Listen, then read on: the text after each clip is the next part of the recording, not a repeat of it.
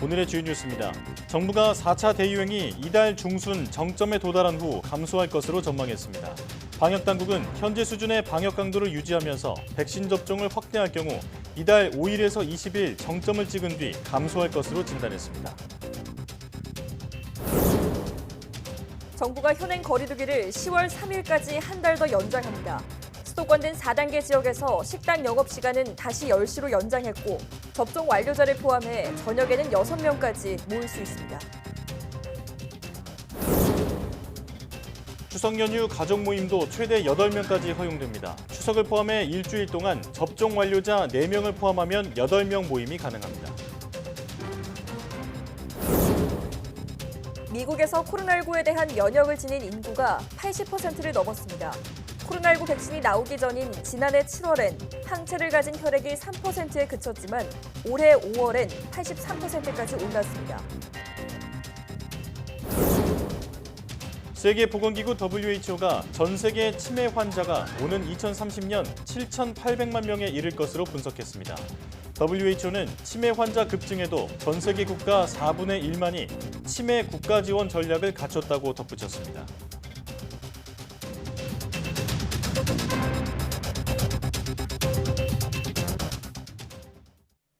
여러분 안녕하십니까? 사이언스 투데이 시작합니다. 정부는 국내 코로나19 4차 대유행이 이달 중순 정점에 도달한 후 감소할 것으로 전망했습니다. 중앙재난안전대책본부는 현재 수준의 방역 강도를 유지하면서 코로나19 백신 접종을 확대할 경우 이달 5일에서 20일 사이 확진자 수가 2,000에서 2,300여 명까지 올랐다가 이후 감소할 것으로 내다봤습니다. 중대본은 또 9월 말까지 전 국민의 70%인 3,600만 명 또는 그 이상이 1차 접종을 마치고 47%에 해당하는 2,400만 명이 접종을 완료할 것으로 예측했습니다. 다만 추석 연휴를 맞아 전국적으로 이동량이 큰 폭으로 증가하면 추가 확산이나 새로운 유행으로 이어질 가능성도 있어 연휴 직후 유행 상황에 주목해 거리 두기 등 방역 조치를 검토할 예정입니다. 정부가 현행 사회적 거리두기 단계를 한 달간 또 연장했습니다. 이에 따라 다음 달 3일까지 수도권에는 4단계, 비수도권에는 3단계가 계속 적용됩니다. 다만 4단계 지역 식당과 카페의 매장 내 영업시간은 오후 10시로 다시 1시간 늘어났고 4단계 지역 다중이용시설에서는 오후 6시 이후 접종자 4명을 포함해 최대 6명까지 모일 수 있도록 방역수칙이 일부 완화됐습니다. 이와 함께 정부는 추석 연휴 앞뒤로 여유 기간을 두고 오는 17일부터 23일까지는 가정에서 접종 완료자 4명을 포함해 최대 8명까지 모일 수 있게 했습니다. 이 밖에 거리두기 단계와 관계없이 13일부터 26일까지 2주간은 요양병원, 시설 방문 면회가 허용됩니다. 입원 환자와 면회객이 모두 예방접종을 완료했다면 접촉 면회를 할 수 있고 그 외에는 비접촉 면회만 허용됩니다. 정부의 사회적 거리두기 연장 조치에 대해 김부겸 국무총리는 방역을 탄탄하게 유지하되 민생의 어려움을 조금이나마 덜 수 있도록 방역 기준을 합리적으로 조정하고자 한다고 강조했습니다. 김 총리의 중대본 회의 모두 발언 직접 들어보시겠습니다. 수도권은 4단계 지역의 식당, 카페 2주 전에 저희들이 강화했었습니다만 영업시간을 다시 밤 9시에서 밤 10시로 환원하겠습니다. 그리고 식당, 카페에서의 모임 인원 제한도 6인까지로 확대 허용됩니다. 다만 낮에는 2인 이상, 밤 6시 이후에는 4인 이상의 접종 완료자가 포함된 경우로 한정하겠습니다. 3단계 지역은 모든 다중이용시설에서의 접종 완료자 4인을 포함해서 최대 8인까지 사적 모임이 가능하게 됩니다.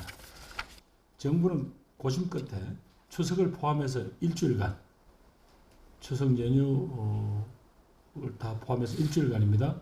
접종 완료자 4명을 포함해서 최대 8명까지 가정 내에서의 가족 모임은 허용하기로 했습니다. 예방접종을 마친 분들을 중심으로 최소한의 인원이 모여서 즐겁고 안전하게 정을 나누어 주실 것을 부탁드립니다. 정부가 코로나 4차 유행 상황을 고려해 사회적 거리두기 4단계를 4주 더 연장하자 소상공인 단체들이 제한을 완화해달라고 요구했습니다. 중소기업중앙회 등 중소기업 소상공인단체 5곳은 방역 수칙을 엄격히 적용하되 경제활동은 최대한 보장해 줄 수 있는 새 방역 체계가 필요하다고 주장했습니다. 이를 위해 백신 접종 완료자는 사적 모임 인원 제한에서 빼달라고 요구했습니다. 소상공인연합회도 별도 논평을 통해 식당과 카페 영업시간이 확대되고 인원 제한이 완화된 점은 긍정적이지만 거리 두기가 연장된 것은 유감이라고 말했습니다. 또 7월 이후에 소상공인 피해를 손실보상법으로 온전히 보상해야 한다고 주장했습니다. 코로나19 이후 경찰의 음주운전 단속은 비접촉 방식으로 시행하고 있지만 접촉식보다 감지력이 떨어지는 한계가 있었습니다. 하지만 경찰은 2일 밤부터 운전자가 마스크를 쓰고 있어도 음주 여부를 정확하게 알 수 있는 신형 음주 측정기를 현장에 투입해서 일제 단속에 나섰습니다. 조태현 기자가 취재했습니다. 어젯밤 경찰의 음주운전 단속 현장입니다. 네, 음주 단속 중입니다. 마스크 쓴 상태로 한숨 후 한번 불어주세요. 한숨 후. 예, 감사합니다. 한 남성을 측정한 감지기에 빨간불이 들어옵니다. 소주 2잔을 마셨다고 했지만 측정기에 나온 수치는 면허 취소 수준인 0.08%를 훌쩍 웃돕니다. 네, 계속 불어주세요. 네, 더. 네, 되셨습니다. 자, 수평가 0.189 나왔습니다. 코로나19 확산으로 모임이 제한되면서 음주운전 교통사고는 줄어드는 추세지만 서울 각지에서 2시간 동안 진행된 일제 단속에서만 16건이 적발됐습니다. 경찰은 지난해 초 국내 코로나 발생 이후 기다란 봉 끝에 달린 감지기를 차 안에 밀어넣고 차 안에 알코올 농도를 재는 비접촉 방식을 써왔습니다. 하지만 음주 단속을 눈치챈 음주운전자가 창문을 열고 환기를 하면 단속 효과가 떨어진다는 지적이 있었습니다. 이런 빈틈을 보완하기 위해 만들어진 게 신형 감지기입니다. 차 안에 감지기를 밀어넣고 버튼을 누르면 곧바로 모터가 작동해 주변 공기를 빨아들여 운전자가 마스크를 쓰고 있어도 알코올 농도를 정확하게 측정합니다. 이쪽에 버튼을 눌러주면 25cm에서 35cm 사이에 있는 공기를 흡입하게 됩니다. 음주가 감지가 되면은 직접 감지를 할 수 있는 장치가 달려 있습니다. 그래서 상대방에게 이제 마스크를 내리고 다시 한번 확인할 수 있는. 경찰은 신형 측정기로 음주운전 단속을 수시로 이어간다는 방침입니다. YTN 조태현입니다. 미국에서 새학기 대면 수업이 전면 재개된 가운데 델타 변이 확산 여파로 어린이 확진자가 증가하는 추세입니다. 미국 소아과 학회는 지난달 19일부터 26일 한 주 동안 어린이 20만 3,900여 명이 코로나19 확진 판정을 받은 것으로 집계했습니다. 이는 지난 6월 말 주간 어린이 확진자의 24배로 늘어난 수준입니다. 어린이 감염 사례에 대한 기준이 주별로 다른데 주로 0세부터 17세까지 아우릅니다. 로셸 월레스키 미 질병통제예방센터 CDC 국장은 전국 학부모 교사협회 회의에서 12세 미만 어린이의 백신 긴급 사용 승인 검토 시점을 가을 중반으로 보고 있다며 연말에는 승인되길 바라고 있다고 말했습니다. 미국에서 코로나19에 대한 면역을 가진 인구가 80%가 넘는다는 연구 결과가 나왔습니다. CNN은 현지 시각 2일 미국 질병통제예방센터 CDC가 이끈 연구팀이 헌혈된 혈액 약 140만 개 샘플을 조사한 뒤 이같이 결론 내렸다고 보도했습니다. CDC의 제퍼슨 존스 박사가 이끈 연구팀은 미국의 50개 주 전체와 수도 워싱턴 DC, 자치령 푸에르토리코에서 활동하는 17개 헌혈 기관과 함께 작업했습니다. 연구 결과 코로나19 백신이 나오기 전인 지난해 7월 신종 코로나 바이러스에 대한 항체를 가진 혈액 샘플은 3.5%에 그쳤습니다. 이어 지난해 12월에는 11.5%로 상승했고 백신 접종이 많이 이뤄진 올해 5월에는 83.3%까지 올라갔습니다.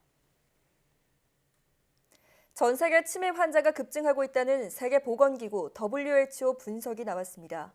WHO는 2일 발표한 보고서에서 알츠하이머나 뇌졸중 등 뇌 관련 질환에 따라 치매를 겪는 이들을 현재 5,500만 명으로 추산했습니다. WHO는 치매 환자가 2030년에는 40% 증가한 7,800만 명에 이르고 2050년에는 1억 3,900만 명까지 늘어날 것으로 예상했습니다. WHO는 치매 환자 급증에 따른 대응 정책을 갖춘 나라가 매우 적다고 진단하며 전 세계 국가 중 4분의 1만이 치매 환자와 가족을 위한 국가 지원 전략을 갖추고 있다고 밝혔습니다.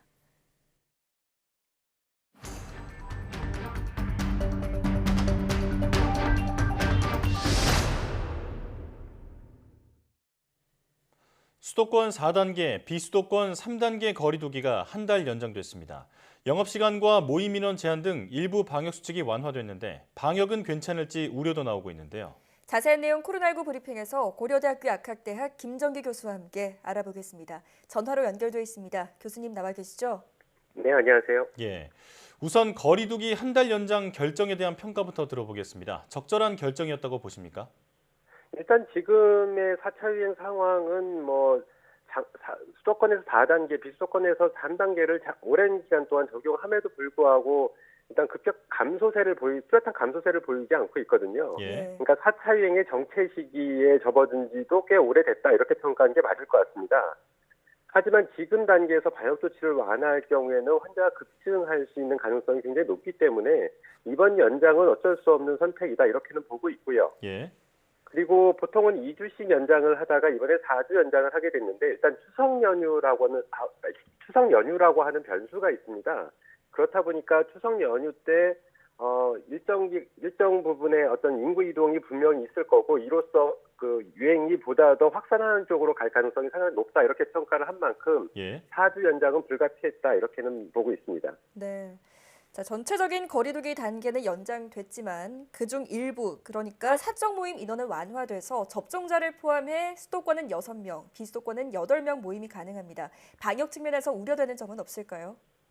말씀하신 것처럼 이번에 접종 완료자에 대한 백신 인센티브안이 포함이 되어 있거든요. 근데 백신 접종을 완료했다라고 하더라도 돌파 감염에 의한 미접종자 감염 우려는 분명히 있습니다. 그러니까 네. 제가 늘 말씀드렸던 트로이 목마 효과라고 얘기할 수가 있는데요. 예. 이 백신 접종이 어느 정도 궤도에 오를 때까지는 이러한 인센티브보다는 현행의 방역 강도를 유지하는 게 더 적절하다라고 방역적인 측면에서 평가를 할 수가 있고요. 예. 다만 1차 접종자도 포함한다는 안이 최근에 일부 의견이 있었습니다만 이번에는 1차 접종자는 포함하지 않았거든요. 예. 이 부분은 다행이다 이렇게는 보고 있습니다. 일단 예. 방역적 정리해서 말씀을 드리면 2차 접종 완료자를 포함한 부분도 일단 지금 유행 상황에서 적절치 않아 보이지만 1차 접종자를 포함하지 않은 건 그나마 다행이다 이렇게 평가를 하고 있습니다. 예. 자, 또 올 추석엔 거리두기 단계에 상관없이 요양시설 방문 면회가 허용됐습니다. 자, 수도권에서 지방으로 이동이 늘어나면서 유행이 확산하진 않을까요? 일단 이번에 요양병원, 요양시설에 대한 방문 면회 허용은 제한적으로 허용을 한 걸로 알려지고 있습니다. 그러니까 입원 환자와 면회객 모두가 예방접종 완료자인 경우에만 접촉 면회가 허용이 되는 거고요. 네. 일단 그렇지 않을 경우에는 비접촉 면회로만 가능하다라고 지금 발표가 됐거든요. 일단 입원 환자나 이와 마주하는 면회객이 모두 예방접종을 완료했다라고 하면 일단 감염의 우려는 상당히 적다 이렇게 평가를 하고 있습니다. 네. 그럼에도 불구하고 일단은 양쪽 모두 백신 접종을 완료했기 때문에 돌파 감염의 가능성은 상당히 낮다 이렇게는 평가를 하고 있고 그럼에도 불구하고 면회 시간 동안 마스크 착용을 철저히 할 필요는 있다라고 생각을 하고 있습니다. 예. 그러니까 면회객 같은 경우에는 보다 건강한 성인일 가능성이 높고 그렇다 보니까 돌파 감염이 발생했을 때 증상이 보이지 않을 수 있거든요. 다만 이와 접촉하는 입원 환자의 경우에는 돌파 감염이 발생했을 때 보다 예후가 안 좋을 수 있기 때문에 어찌됐든 입원 환자를 보호하고 요양시설에 대한 어떤 집단 감염을 예방하는 차원에서는 이 면회 시간 허용, 그러니까 접촉 면회인 경우에 마스크 착용 등 개인 방역 수칙을 철저히 할 필요가 있다 이렇게 평가를 하고 있습니다. 예. 자, 앞서도 잠시 언급을 하셨지만 1차 접종자에 대한 인센티브 도입이 포함되지 않았습니다. 그래서 참 다행이다 이렇게 표현을 하셨는데요. 아무래도 인센티브 도입이 시기상조이기 때문이겠죠? 네, 맞습니다. 지금 우리나라 같은 경우에는 2차 접종률은 상대적으로 낮은 편이고요. 1차 접종률은 50% 남짓 넘어서기는 했습니다만 일단 주로 미접종자가 훨씬 더 많고 그 다음이 1차 접종자거든요. 근데 1차 접종자의 경우에는 백신 예방 효과가 30% 정도 수준밖에는 안 보이고 있기 때문에 1차 접종자를 포함할 경우에는 급격한 방역 조치 완화의 어떤 결과를 초래할 수 있다. 즉 섣부른 방역 조치 완화는 급격한 감염 확산을 초래할 수 있기 때문에 일단 1차 접종자에 대한 인센티브안 포함은 시기상조다 이렇게 생각을 하고 있습니다. 예. 자, 정부는 현재 방역 강도를 유지하면서 예방접종을 확대하면 오는 20일까지 환자 수가 2,000명에서 2,300명 수준으로 정점에 도달한 뒤 감소할 거라고 예상했습니다. 교수님께서도 동의하십니까? 일단 제가 보기에는 정점에 도달하는 시기는 이보다는 한 1, 2주 정도 뒤쪽이 아닐까 조심스럽게 예측을 하고 있거든요. 예. 일단 앞서도 말씀을 드린 것처럼 추석 연휴라고 하는 변수가 있습니다. 그러니까 추석 연휴 때 물론 지금의 현행 거리두기 체계를 기본적으로 유지를 하고 있습니다만 일정 부분 방역 조치 완화도 있고 그 와중에도 인구 이동이 분명히 발생을 할 거거든요. 예. 이렇게 되면 확산은 보다 더 증가하는 쪽으로 진행이 될 걸로 예상을 하는 만큼 아무래도 제가 예상하는 정점에 도달하는 시기는 9월 27일에서 10월 1일 그 사이에 있는 주, 그러니까 9월의 마지막 주가 되지 않을까 생각을 하고 있고요. 네. 그 이후에 백신 접종률에 따라서 조금씩 감소하는 양상, 급격한 감소보다는 완만한 감소세를 보이지 않을까 이렇게 예측을 하고 있습니다. 네. 자, 이어서 백신 관련 이야기도 나눠보겠습니다. 부산의 한 병원에서 유통기한이 2, 3일이 지난 화이자 백신을 8명에게 접종한 사례가 있었습니다. 이상이 생길 우려는 어느 정도로 보십니까?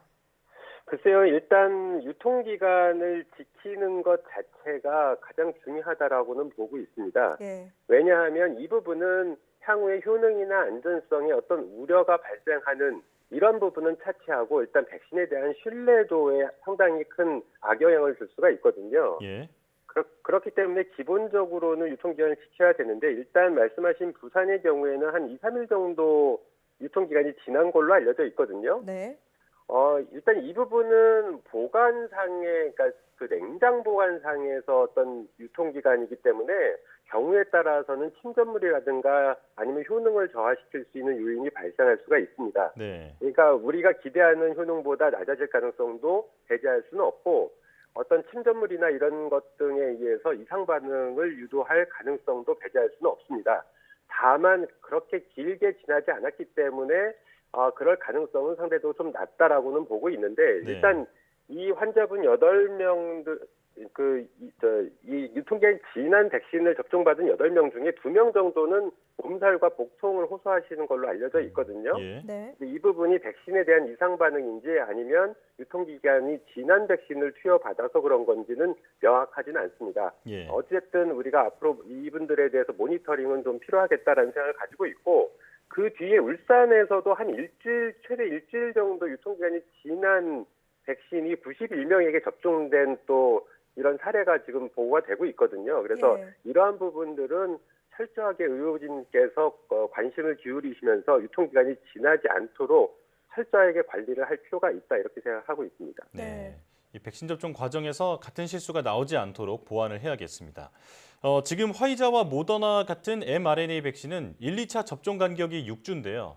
정부가 9월 이후 재조정을 검토하겠다고 밝혔는데 백신 수급이 안정화되면 간격을 다시 줄일 필요가 있을까요?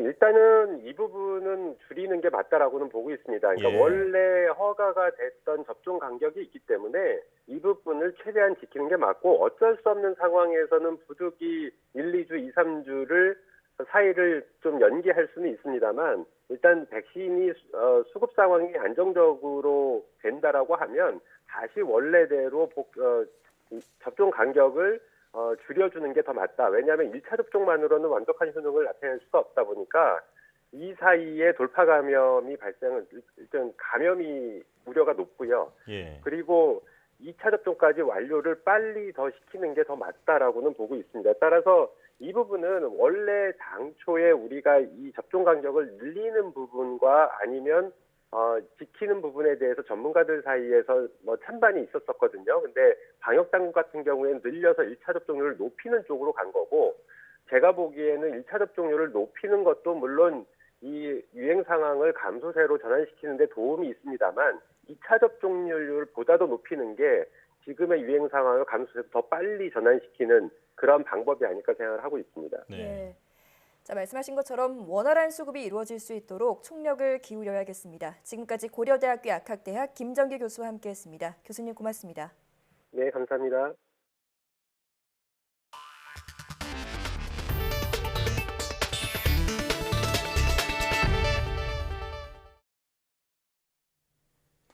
문재인 대통령은 국회의장단과 상임위원장단을 청와대로 초청한 자리에서 임기 마지막까지 코로나 위기 극복을 위해 최선을 다하겠다고 강조했습니다.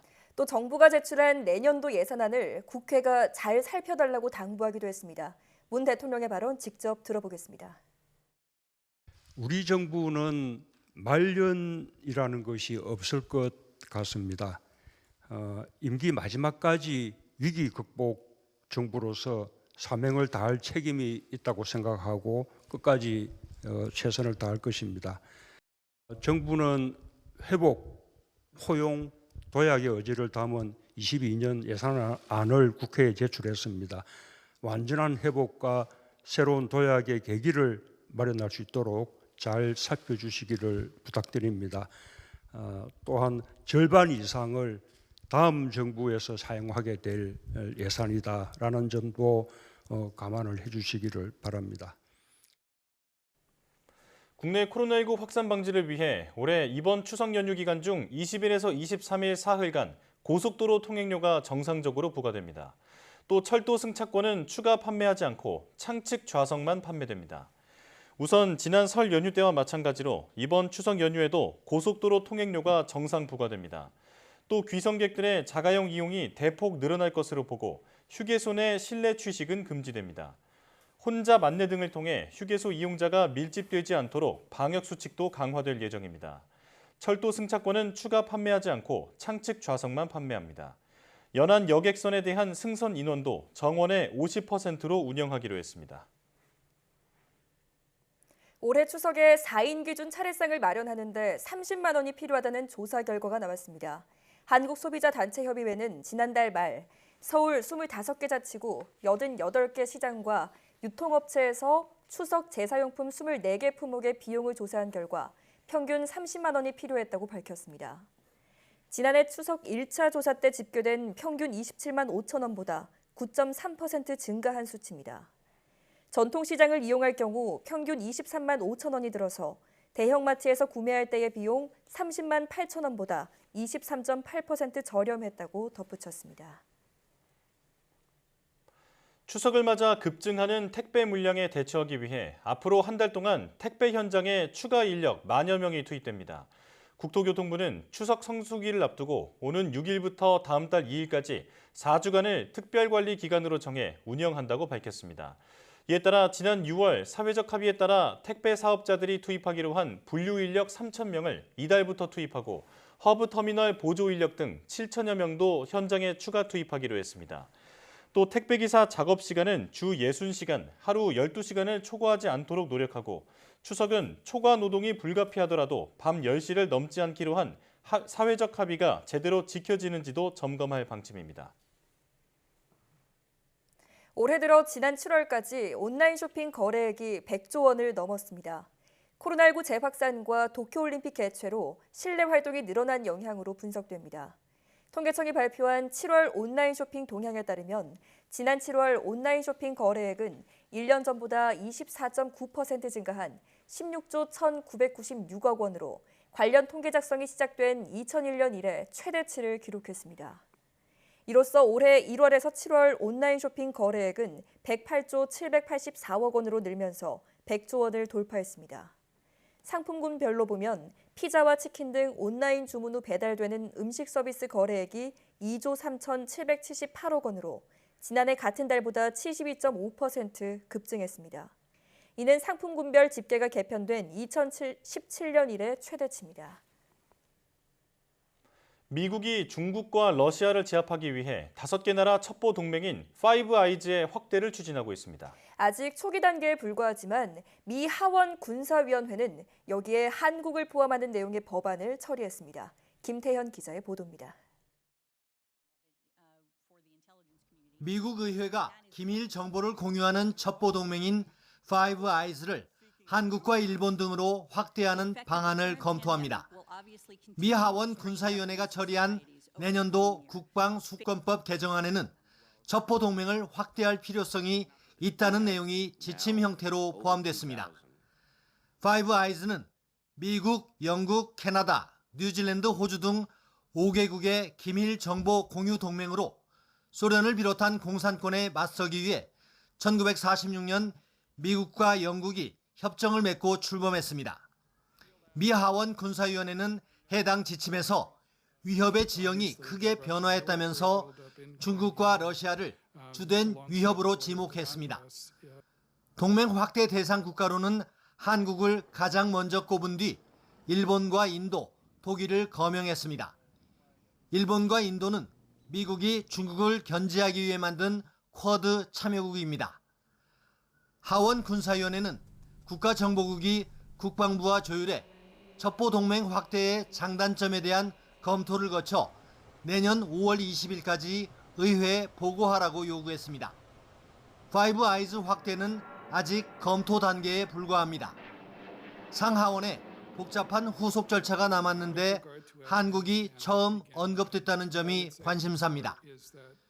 중국 견제에 총력을 쏟는 미국이 동맹과의 협력 분야를 군사, 경제를 넘어 정보 공유로까지 확대해야 한다는 공감대가 확인된 것으로 풀이됩니다. YTN 김태현입니다.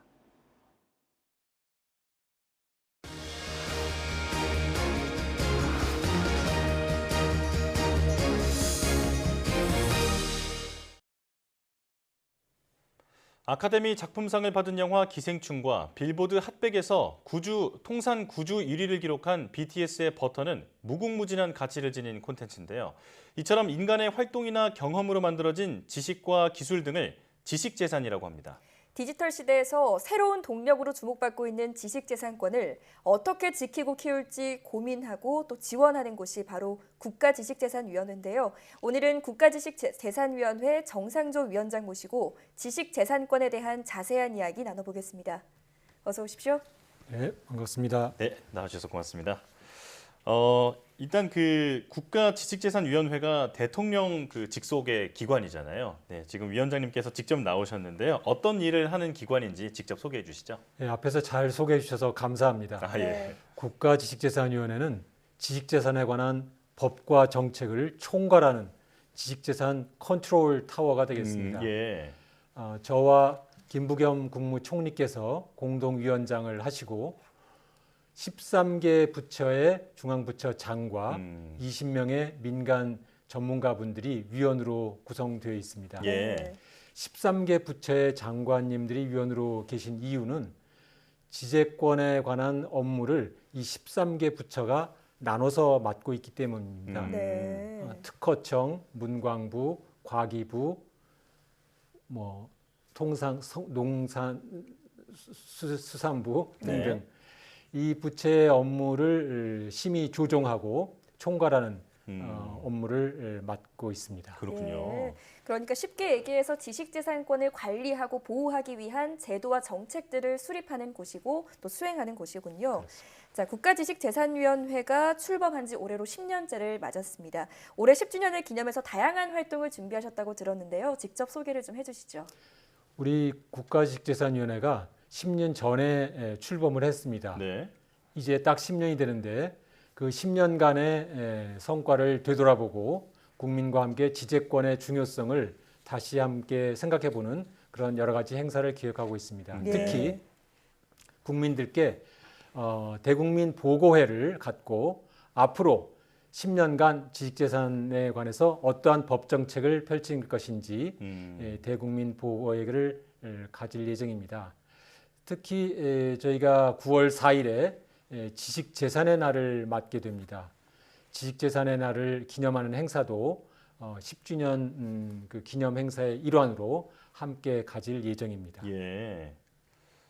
자, 앞서 9월 4일이 지식재산의 날이라고 말씀해 주셨는데요. 네. 일반 국민들은 지식재산의 날이 언제인지 잘 모르고 계셨던 분들도 많을 것 같습니다. 자, 이렇게 지식재산의 날을 지정한 이유와 그 배경에 대해서 설명해 주시죠. 지식재산의 날은 9월 4일로 지식재산 기본법에 의해서 정해진 법정 기념일입니다. 네. 9월 4일 저희가 직제심취의 요절이 유네스코 등재 유산으로 기록이 되었습니다. 네. 그래서 같은 날을 기념해서 지식재산의 날을 정했습니다. 그렇군요. 사실 지식재산이라고 하는 것을 국민들께서 잘 모르시는데 네. 공기와 물처럼 저희가 별로 중요성을 인식하지 못하지만 공기와 물이 없으면 죽는 것처럼 아주 네. 중요한 그런 이제 존재가 공기와 물인데 지식재산도 마찬가지죠.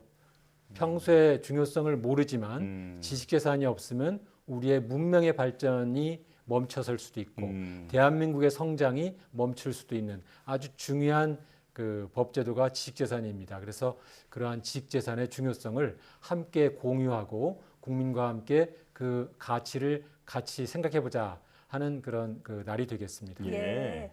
자, 지식재산의 날에 대해서 자세하게 설명을 해주셨는데요. 지식재산의 날도 참 낯설지만 사실 지식재산 자체의 용어가 좀 낯선 분들도 많이 계실 것 같거든요. 정확하게 지식재산이 무엇인지 좀 설명을 부탁드립니다. 알기 쉽게 얘기를 하면 앞에서 우리 앵커님께서 소개한 것처럼 BTS가 지난해 3천억 원의 매출을 올렸는데 네. 그 매출은 저작권이 있기 때문에 가능한 것이죠. 네. 저희가 항상 가지고 다니는 휴대폰 갤럭시에도 25만 건의 특허권이 들어가 있습니다. 25만 건이요. 그래서 그러한 것들이 지식재산의 대표적인 예가 되겠습니다. 네. 그리고 최근에 SK, LG 간에 커다란 분쟁이 있어서 무려 1조 원이 넘는 합의금을 낼 수밖에 없었는데 네. 그때 관련된 것이 영업비밀이고 그 영업비밀도 지식재산이 되겠습니다. 네. 저희가 좋아하는 뭐 구찌, 루이비통 이러한 상표도 지식재산이 되겠습니다. 네. 그래서 지식재산은 이렇게 뛰어난 창작이나 기술 혁신의 결과물에 대해서 권리를 부여함으로써 기술 혁신이나 창작을 촉진하는 그러한 제도다 이렇게 설명드릴 수 있겠습니다. 네. 그러니까 인간의 활동에 의해서 만들어지는 그 모든 것에 어떤 그 권리를 부여하고 그걸 또 보호해 주는 게 바로 지식재산권이다, 지식재산이다 이렇게 볼 수 있겠는데요. 자, 지금 이 디지털 대전환 시대라고 얘기를 하고 있습니다. 이 지식재산의 중요성이 날로 커지고 있는 이유는 뭔가요? 디지털 대전환을 이끌고 있는 기술은 인공지능과 요즘에 흔히 말하는 메타버스가 되겠습니다. 네. 인공지능 기술이 디지털 전환을 이끌어 가고 있는데 인공지능 기술은 때로는 사람 대신에 그림을 만들고 사람 대신에 음악을 창작하고 심지어는 뉴스 기사도 쓰는 시대가 되었습니다. 그래서 인공지능이 이끄는 디지털 대전환 시대에 이제 그 인공지능이 만든 또는 창작한 그러한 발명과 결과물에 대해서 누가 권리를 갖느냐. 그리고 메타버스에서 가상공간 속에서 이루어지는 지식재산은 무엇이고 어떠한 개념으로 다시 정립해야 되느냐. 이런 문제를 고민할 때가 되었습니다. 그래서 디지털 대전환 시대에는 지식재산이 중요하고 아주 어려운 문제가 된 것이라고 볼 수 있습니다. 그렇군요. 뿐만 아니라 디지털 대전환 시대에 공교롭게도 미국과 중국이 패권 경쟁을 하고 있습니다. 디지털 대전환을 서로 주도하기 위한 경쟁을 하고 있고 이러한 패권 경쟁의 핵심에는 바로 지식재산이 자리 잡고 있기 때문에 그 중요성이 크다고 할 수 있겠습니다. 네. 디지털 시대가 가속화할수록 눈에 보이지 않는 권리에 대한 중요성 그리고 보호와 투자가 중요해진다 이런 말인데요. 자, 그렇다면 현재 우리나라의 지식재산 분야 세계적으로 봤을 때 어느 정도의 위상을 가지고 있을까요? 잘 모르시겠지만 저희가 경제 규모에 비해서 굉장히 많은 특허를 출원했습니다. 그래서 현재 세계 4위의 특허 출원을 하고 있습니다. 그리고 놀라운 사실입니다만 지식재산권도 저희가 수출을 해서 155억 달러의 수출을 이룩했습니다. 저희가 지식재산을 수출한다는 것은 저희의 창작물 그리고 발명을 수출할 수 있다는 뛰어난 능력을 보여주는 것이기 때문에 자랑스러운 결과입니다. 그리고 기생충이나 BTS에 힘입어서 한류에 힘입어서 저작권 분야의 수출과 수입의 결과 무역 수지가 흑자를 이룩한 최초의 해가 되었습니다. 그래서 이제 명실상부하게 대한민국이 지식재산 강국이라고 말할 수 있습니다만 진정한 지식재산 강국이 되기 위해서 앞으로 많은 노력을 국민과 함께 해나가야 될 필요가 있다고 생각합니다. 자, 그 말씀을 듣다 보니까 실물보다 지금 더 중요해지고 있는 게 바로 지식재산이다 이런 생각이 드는데요. 자, 이렇게 지식재산의 중요성이 커진 만큼 이와 관련한 문제도 많이 생길 것 같습니다. 지식재산 침해를 막는 제도적 뒷받침은 어떻게 마련되고 있나요? 침해를 막는 제도가 참 중요합니다.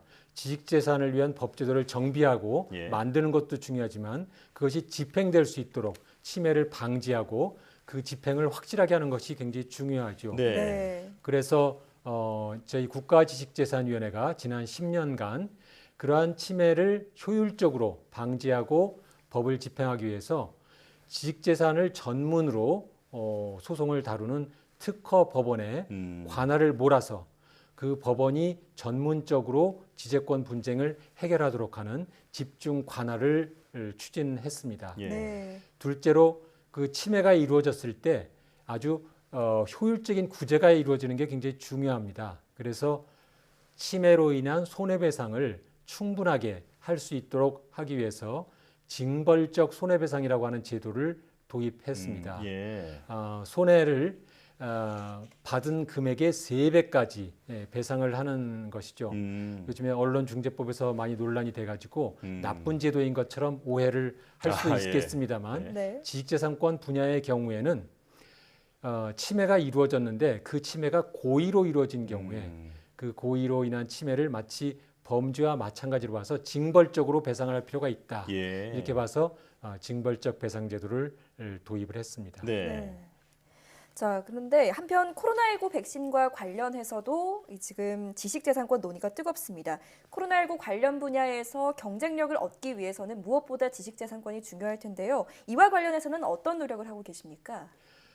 우리 백신 개발과 관련된 지식재산권은 잘 알려져 있지 않지만 가장 중요한 그 핵심 인프라가 되겠습니다. 예. 그래서 저희 정부는 코로나19 특허 정보 내비게이션이라는 것을 만들어서 기업들에게 제공함으로써 그 내비게이션을 보고 특허 정보라든지 연구 데이터를 신속하게 확보해서 연구 개발을 할 수 있도록 백신에 관한 연구 개발을 지원해 드리는 예. 그러한 사업을 추진하고 있습니다. 네. 둘째로 백신 관련된 기술을 개발해서 특허 출원을 했을 때 그 특허 출원을 우선 심사할 수 있도록 우선 심사를 추진하고 있습니다. 예. 우선 심사를 하면 신속하게 특허를 받을 수 있겠죠.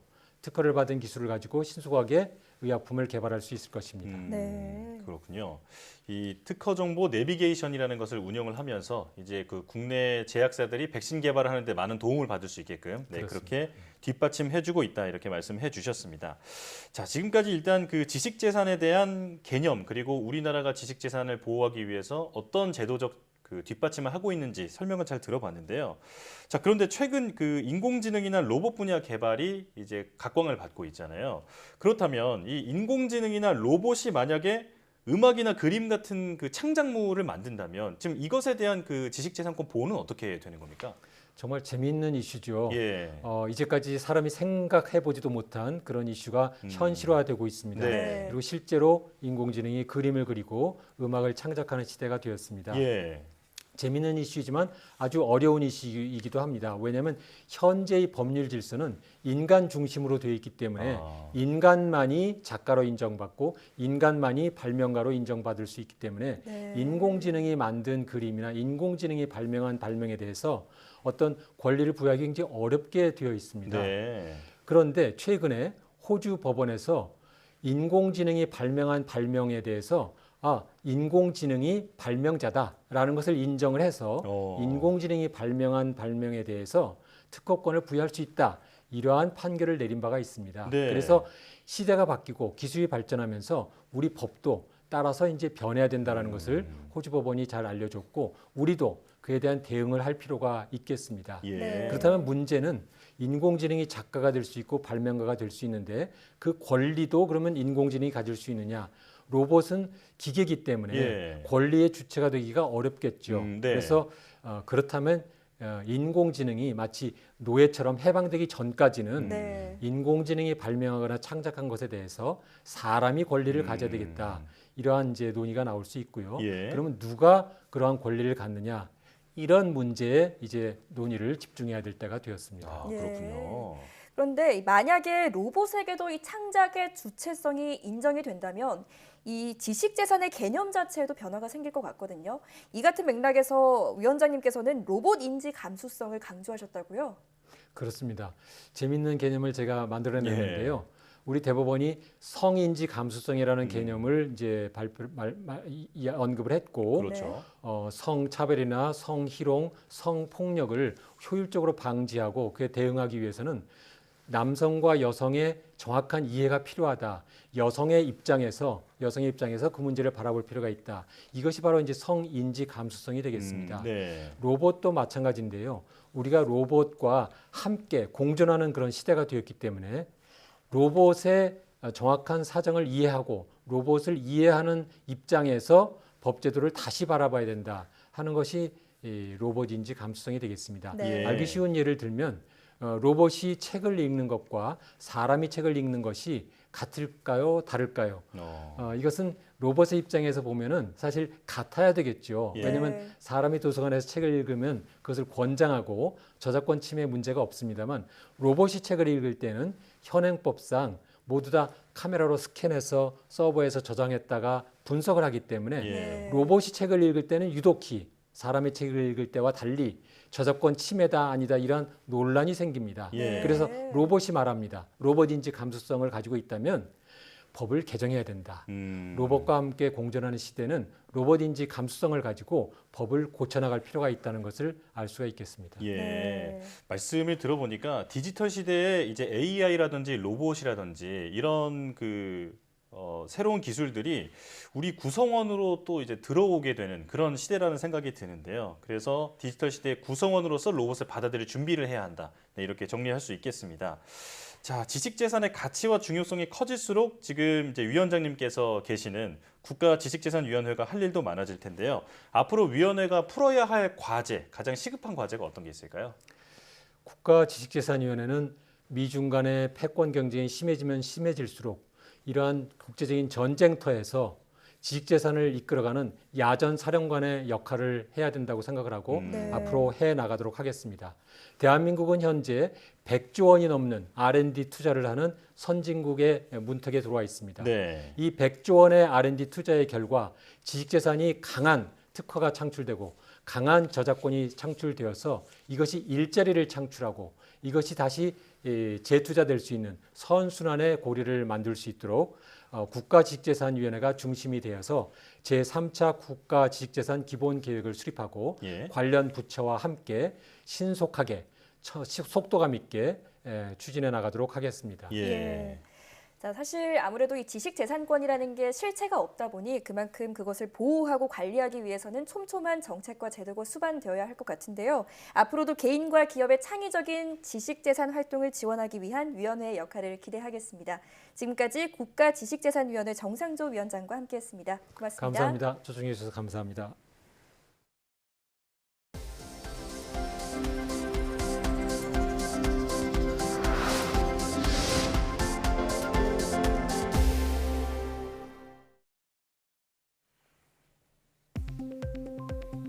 멸종위기로 지정된 돌고래인 상괭이 4마리가 구애 행동을 하는 모습이 서해에서 포착됐습니다. 환경부 산하 국립공원공단은 무인 비행기구가 지난 4월 태안해안국립공원 인근 바다를 촬영한 영상에서 상괭이가 구애 행동을 하는 모습을 발견했다고 밝혔습니다. 영상에서 1.5에서 2m의 상괭이 4마리가 한 마리를 둘러싸고 3마리가 경쟁하듯 헤엄치는 모습과 이후 2마리가 다른 곳으로 이동하면서 서로 부둥켜 앉는 듯한 모습이 담겼습니다. 미국의 화성 탐사 로버 퍼서비어런스가 화성 암석 시료를 채취하는 데 성공했습니다. 미 항공우주국 나사는 퍼서비어런스가 지난 1일 암석에 구멍을 뚫고 손가락 크기의 암석 시료를 채취했으며 티타늄관에 시료를 담은 사진을 전송했다고 밝혔습니다. 나사는 오는 2030년대 초쯤 우주선을 보내 이번 시료와 앞으로 만들어질 40여 개의 다른 시료들을 회수해 지구로 가져올 계획입니다. 한국재료연구원이 세계 최초로 개발한 경량 철강 제조 기술이 국제학술지 사이언티픽 리포트의 재료 분야에서 연간 가장 많이 다운로드된 논문 100선에 선정됐습니다. 선정된 연구 성과는 기존 스테인리스보다 20% 이상 가벼우면서도 알루미늄과 탄소, 망간 등 합금 원소를 첨가해 쉽게 깨지지 않게 만든 철강 제조 기술입니다. 재료연구원은 이번 연구가 기존 철강의 단점인 부식과 무게를 극복해 철강 기술을 발전시킬 수 있다고 평가했습니다. 임혜숙 과학기술정보통신부 장관이 합성생물학 핵심 기술을 선점해야 한다고 강조했습니다.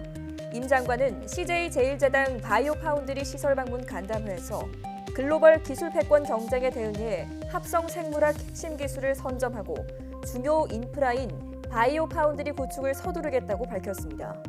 앞서 정부는 지난 2일 6,852억 원 규모의 바이오파운드리 구축과 기술 개발 사업을 기획해 예비 타당성 조사 대상으로 제출했습니다. 합성생물학은 세포나 유전자 등 기존에 존재하는 생물학적 물질을 새로운 목적으로 재설계하는 연구 분야이고, 바이오파운드리는 인공지능과 로봇 등을 이용해 합성생물학 공정을 자동화하는 시스템을 말합니다. 삼성전자가 세계 최초로 화소수가 2억 개에 달하는 초고화소 이미지 센서 개발에 성공했습니다. 삼성전자는 2억 화소의 모바일 이미지 센서 아이소셀 HP1을 공개했습니다. 2019년에 1억 800만 화소의 이미지 센서를 세계 최초로 출시한 삼성전자는 2년 만에 2억 화소의 벽도 처음으로 깼습니다. 미국 연방항공청이 우주 탐사 기업 버진 갤럭틱의 우주 비행선 발사를 금지했습니다. 연방항공청은 현지 시각 2일 영국의 억만장자 리처드 브랜슨이 이끄는 버진 갤럭틱을 상대로 이 같은 제재를 내렸다고 AP통신 등이 보도했습니다. 연방항공청은 지난 7월 브랜슨의 우주 관광 당시 비행선이 하강 경로를 이탈한 것과 관련해 안전조사를 완료할 때까지 비행선의 추가 발사를 금지하기로 했다고 밝혔습니다. 이에 따라 버진 갤럭틱은 이달 말 또는 다음 달 초 비행선을 발사할 예정이었으나 조사가 그때까지 완료되지 않으면 우주관광 사업 일정에 차질이 생길 수 있습니다.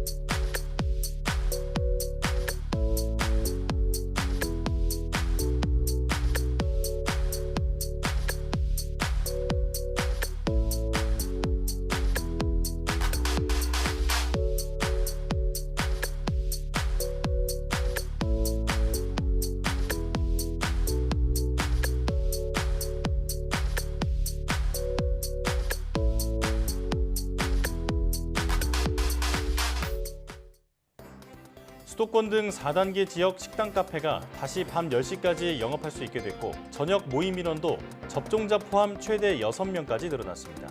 추석 전후에는 가정에서 최대 8명까지 모일 수 있고 요양시설 방문 면회도 가능해졌는데요. 환절기에 연휴까지 겹쳐 확산 우려가 큰 시기인 만큼 방역수칙을 더 철저히 지켜야겠습니다. 사이언스 투데이 마칩니다. 함께해 주신 여러분 고맙습니다.